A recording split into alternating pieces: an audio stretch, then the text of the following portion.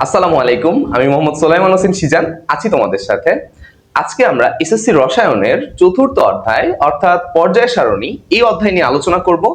এবং তোমরা অবগত আছো যে বিগত দিনে আমরা রিস্টার্ট প্লেলিস্ট নামক একটা রসায়নের প্লেলিস্ট তৈরি করছিলাম এবং সেই প্লেলিস্টের আজকে চতুর্থ অধ্যায়ের প্রথম লেকচার।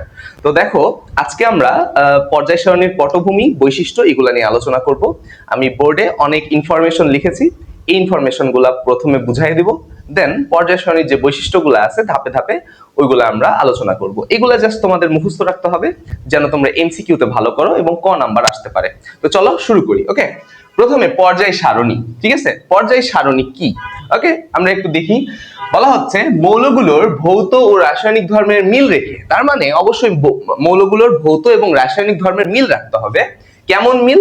ভৌত ধর্মের মিল এবং রাসায়নিক ধর্মের মিল। ওকে, পারমাণবিক সংখ্যা, পারমাণবিক ভর এগুলা তোমরা জানো। ওকে, তাদের এই গ্রুপ অন্তর্ভুক্ত করে অথবা একই গ্রুপে অন্তর্ভুক্ত করে রসায়ন পাঠ সহজ করার জন্য যে সারণী তৈরি করা হয়েছে তাকে পর্যায় সারণী বলে। এটা ক নাম্বারের একটা প্রশ্ন আসতে পারে জাস্ট। ওকে, এবার কোন বিজ্ঞানীর কি অবদান, কত সালে আবিষ্কার করছে এগুলা নিয়ে একটু দেখি। চলো, বিজ্ঞানী লাভয়েশিয়ে এ কি করছে দেখো, মৌলিক পদার্থ সমূহকে ধাতু ও অধাতুতে বিভক্ত করেছে। কত সালে? 1789 সালে, তাই না? তারপরে ডোবারাইনার কি করেছে?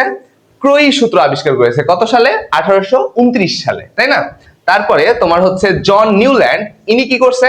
অষ্টক সূত্র আবিষ্কার করেছে। অষ্টক সূত্র 1864, সরি। আরেকটা আছে মেন্ডেলিভ। মেন্ডেলিভ হচ্ছে তোমার ভর ভিত্তিক পর্যায় সূত্র। ঠিক আছে, তোমাদের যদি কেউ বলে যে পর্যায় সারণীর জনক কে, তাইলে হবে মেন্ডেলিভ।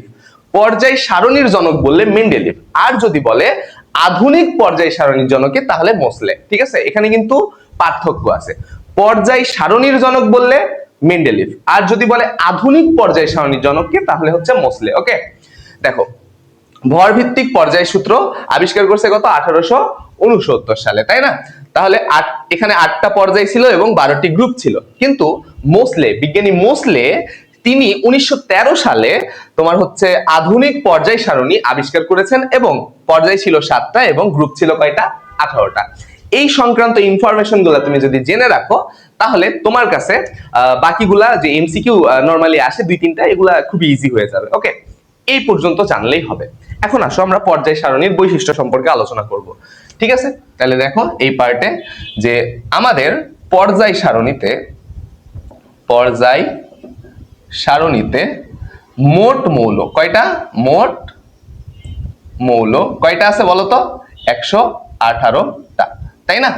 এর মধ্যে তোমার হচ্ছে এই পর্যায় আছে কয়টা দেখো, পর্যায় কয়টা বলো? পর্যায় আছে হচ্ছে 7টা এবং গ্রুপ কয়টা আছে? গ্রুপ হচ্ছে 118টা। ওকে, তাহলে 18টা গ্রুপ হচ্ছে 18টা আর পর্যায় হচ্ছে 7টা। ওকে, এই হচ্ছে ব্যাপার। এবার আমরা দেখব যে একটা পর্যায়ে কয়টা মৌল থাকে, তারপরে হচ্ছে গ্রুপে হচ্ছে কয়টা করে মৌল থাকে এবং কারা কারা থাকে, এই ইনফরমেশন গুলা জানার চেষ্টা করব যেগুলা নরমালি আমাদের লাগবে। ওকে, তাহলে দেখো আমি এগুলা মিশাই দিলাম, তোমরা এগুলা জানো। ওকে, এগুলা সব মিশাই দিই। ওকে, তাহলে দেখো প্রথমে আমরা এইভাবে মনে রাখবো যে আমাদের পর্যায় কয়টা? পর্যায় হচ্ছে 7টা।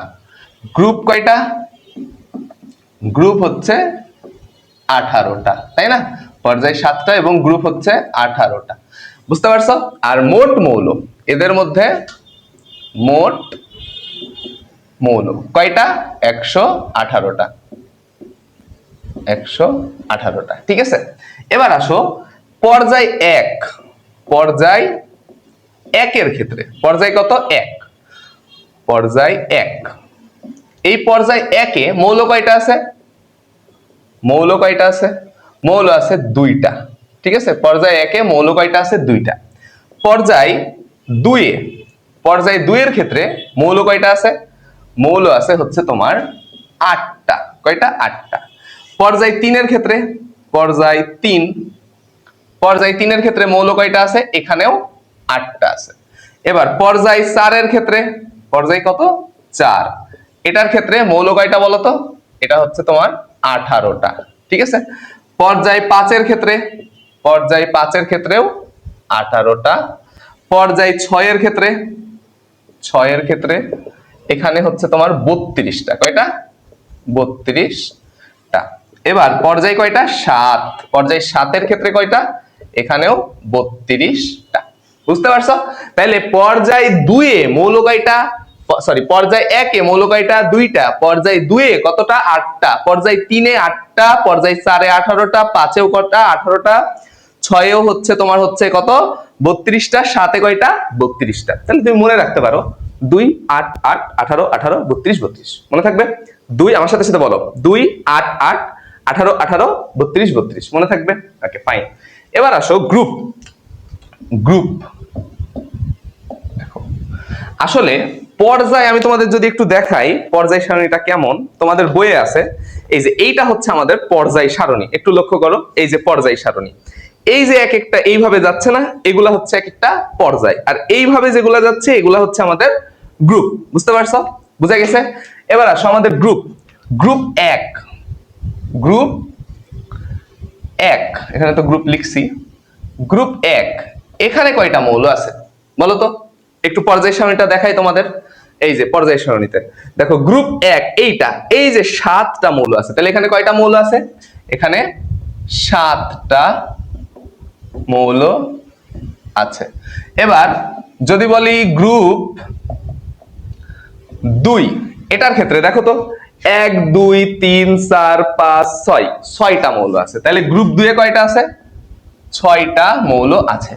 এবার গ্রুপ গ্রুপ 3 থেকে এই যে দেখো, এই যে গ্রুপ 3 থেকে একদম 12 পর্যন্ত এখানে কিন্তু অনেক মৌল আছে। দেখো গ্রুপ 3 থেকে 12 পর্যন্ত এখানে কিন্তু ল্যান্থেনাইড অ্যাক্টিনাইডের মৌলগুলা আছে।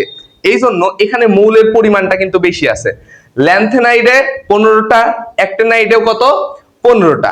তাহলে এখানে 15টা, এখানে 15টা। আবার এর মধ্যে তোমার হচ্ছে তুমি এভাবে মনে রাখবা যে গ্রুপ 3 থেকে 12 এখানে 4টা করে আছে, 4টা করে আছে। কিন্তু কিন্তু গ্রুপ 3-এ, গ্রুপ 3-এ এখানে একটু পার্থক্য আছে, যে গ্রুপ 3-এর ক্ষেত্রে একটা হচ্ছে ল্যান্থেনাইড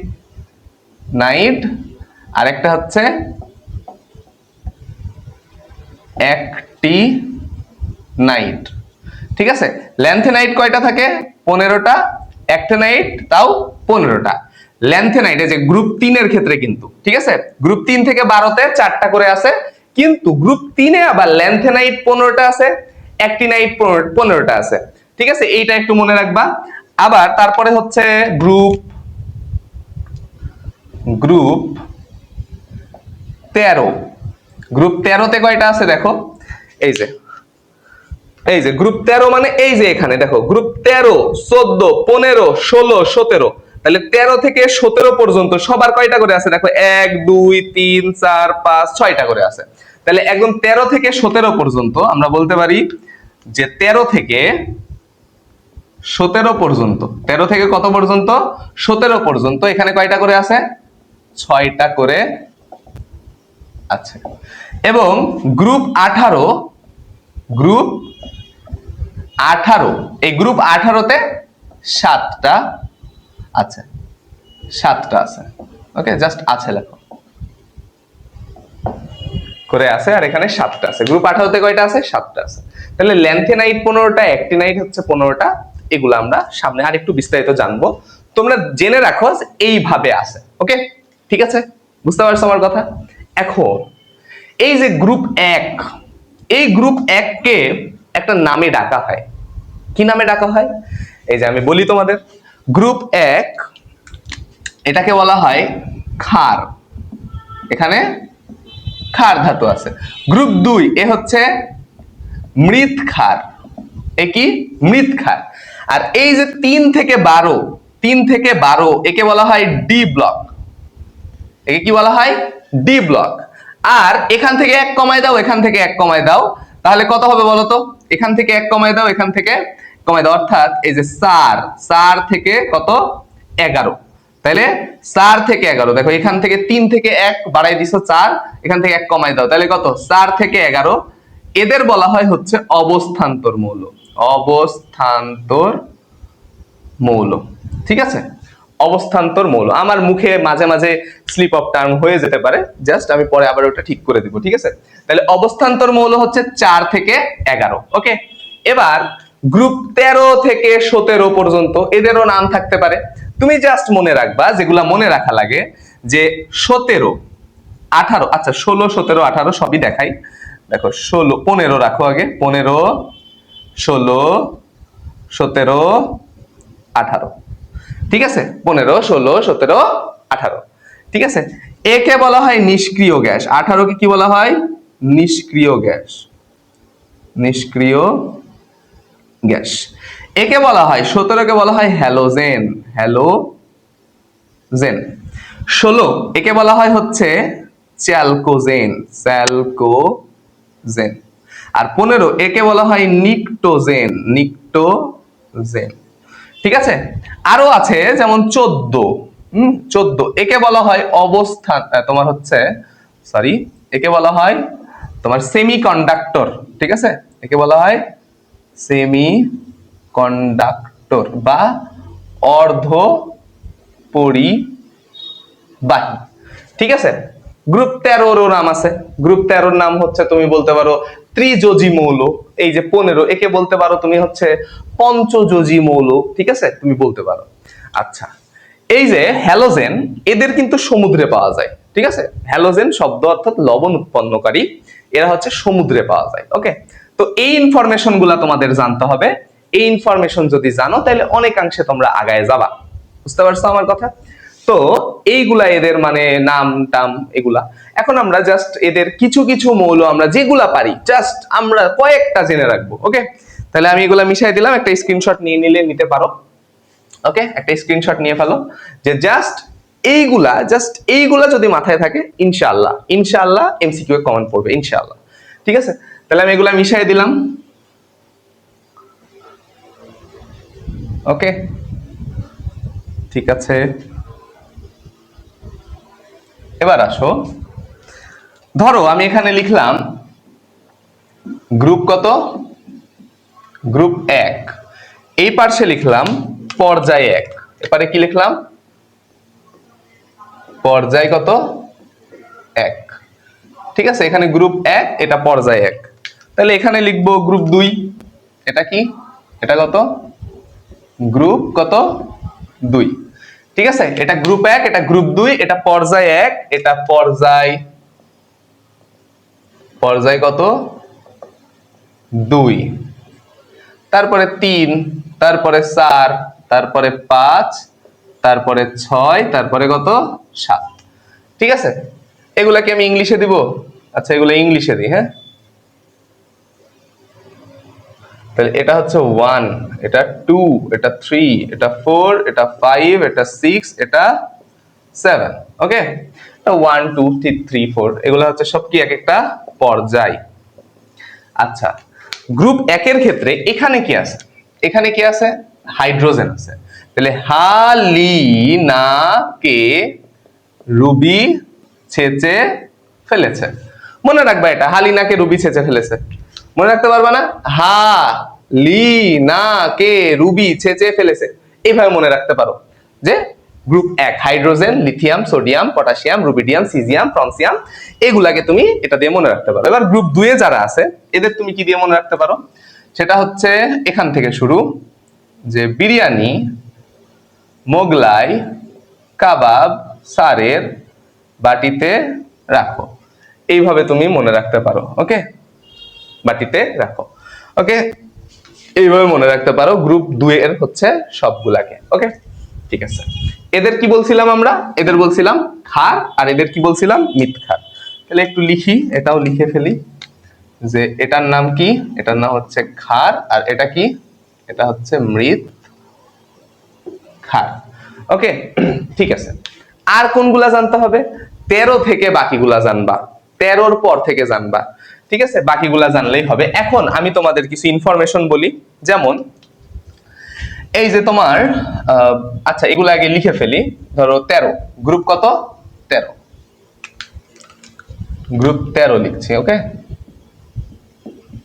গ্রুপ 13, তারপরে এখানে হচ্ছে 14, এটা 15, এটা 16, এটা 17 আর এটা 18। ঠিক আছে, 13 গুলা যে কয়টা পারি আমরা লিখি। ওকে, তাহলে 13 কে ছিল?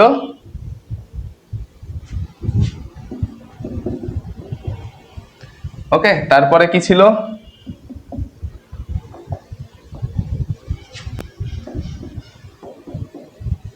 তারপরে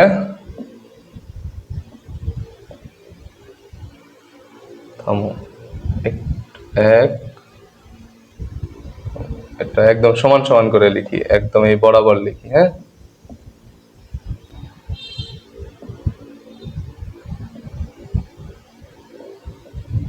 ঠিক আছে। তারপরে হচ্ছে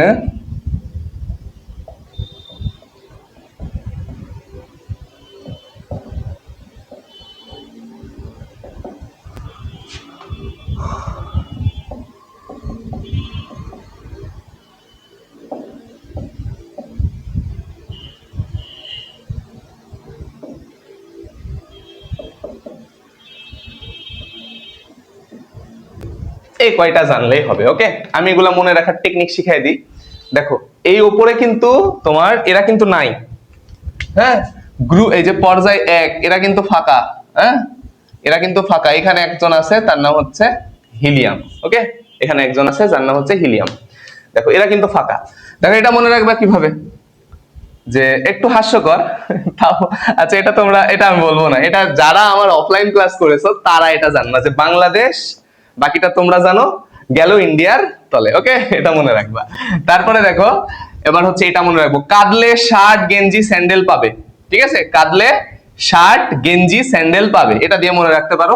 আর এটা মনে রাখবা হচ্ছে নাপা আছে সবার বাসায়। N for Napa, P for হচ্ছে এন আর পি মিলে নাপা আছে সবার বাসায়, এটা দিয়ে মনে রাখতে পারো।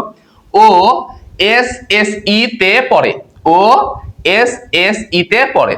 আর এই যে ফ্লোরিন, ক্লোরিন, ব্রোমিন, আয়োডিন। আর এভাবে মনে রাখতে পারে হিনি আর কার, এই যে হিনি আর কার, এক্সিরন অর্গানেশন। তাহলে সর্বশেষ মৌলটা কি? অর্গানেশন, মনে রাখবা। ওকে, তাহলে এইগুলা জানলে হবে। আর এগুলার যে হচ্ছে আয়নীকরণ শক্তি, ইলেকট্রন শক্তি, তড়িৎ এগুলো আমরা নেক্সট ক্লাসে আলোচনা করব। আপাতত এই জায়গায় আমরা কিছু জিনিস দেখব, যেমন এখানে এই যে গ্যাপটা থেকে গেল না, এই গ্যাপের মধ্যে কি আছে বলতো? এই গ্যাপের মধ্যে আছে হচ্ছে ডি ব্লক মৌল। ঠিক আছে, এই ডি ব্লক মৌল কত থেকে কত? এই ডি ব্লক মৌল হচ্ছে 3 থেকে কত? 12 পর্যন্ত। কিন্তু আমি যদি বলি অবস্থান্তর মৌল, অবস্থান্তর মৌল, তাহলে কত বলবো?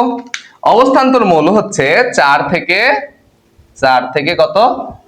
সরি, 4 থেকে 11, তাই না? এখন কিছু আছে অভিজাত, এই ডি ব্লকের মৌল কিছু আছে অভিজাত, তারপরে কিছু আছে হচ্ছে তোমার মুদ্রা ধাতু। মুদ্রা ধাতু থেকে প্রশ্ন আসে। ঠিক আছে, তাহলে তুমি একটু লিখো মুদ্রা ধাতু। মুদ্রা ধাতু এরা কারা কারা? এরা 3 জন। এই 3 বেটা হচ্ছে মুদ্রা ধাতু, মুদ্রা তৈরিতে এদের কাজে লাগানো হয়। আর যদি বলে অভিজাত, অভিজাত ধাতু, তাহলে তুমি এই যে এটাকে, আর আর এটাই মেবি আরেকটা আছে হচ্ছে মেবি অভিজাত, আমার সঠিক মনে পড়ছে না, তোমরা অভিজাত ধাতু আরেকটা দেখে নিবা। ঠিক আছে, অভিজাত ধাতু এটা, আর দেখে নিও আরেকটা আছে অভিজাত ধাতু। ওকে, তো এই হচ্ছে আমাদের পর্যায় সারণীর গ্রুপ, তারপরে হচ্ছে পর্যায়, এগুলা জানলেই হবে। হ্যাঁ, এগুলা জানলেই হবে, পরে আমরা বিস্তারিত আরো আলোচনা করব। ওকে, তাহলে পর্যায় সারণীর বৈশিষ্ট্য তুমি জানো।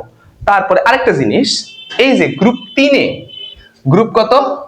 গ্রুপ 3-এ 2 ধরনের জিনিস আছে। কি কি বলতো? আমি এখানে লিখছি, গ্রুপ 3-এর ক্ষেত্রে 2টা জিনিস আছে। একটা হচ্ছে